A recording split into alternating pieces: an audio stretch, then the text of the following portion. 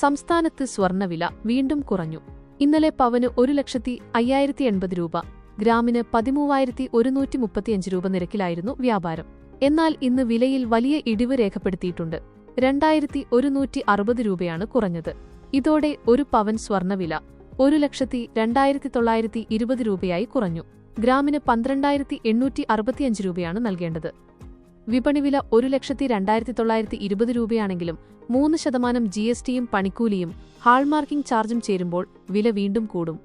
ഏറ്റവും കുറഞ്ഞ പണിക്കൂലി 5%. കഴിഞ്ഞ ദിവസം വൻ ട്വിസ്റ്റാണ് സ്വർണ്ണവിലയിൽ സംഭവിച്ചത്. 4 തവണ മാറിമറിഞ്ഞ വില സാധാരണക്കാർക്ക് ഒരുപോലെ ആശ്വാസവും ആശങ്കയും നൽകി. മാർച്ച് 22 പവന് 1,07,040 രൂപയായിരുന്നു വില. എന്നാൽ ഇന്നലെ വില വീണ്ടും കുറഞ്ഞ് 1,02,680 രൂപയായി. ഉച്ചയോടെ വിലയിൽ വൻ ഇടിവാണ് രേഖപ്പെടുത്തിയത്. 3,200 രൂപ കുറഞ്ഞ് പവന് 99,480 രൂപയായി. ഏകദേശം 3 മാസത്തിനു ശേഷമാണ് സ്വർണ്ണവില 1,00,000-ന് താഴെയെത്തുന്നത്.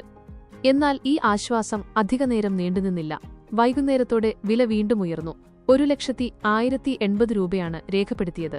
രാത്രിയിൽ വീണ്ടും സ്വർണ്ണവില കൂടി പവന് 1,05,080 രൂപയായാണ് ഉയർന്നത്. ഒരൊറ്റ ദിവസത്തെ ഈ കയറ്റിറക്കം സാധാരണക്കാരെയും ആഭരണപ്രേമികളെയും ഒരുപോലെ ആശങ്കയിലാഴ്ത്തി. പശ്ചിമേഷ്യയിലെ യുദ്ധത്തിന് താൽക്കാലിക വിരാമമുണ്ടാകുമെന്ന ഡൊണാൾഡ് ട്രംപിന്റെ പ്രഖ്യാപനമാണ് സ്വർണ്ണവില കുതിക്കാൻ കാരണമായത്.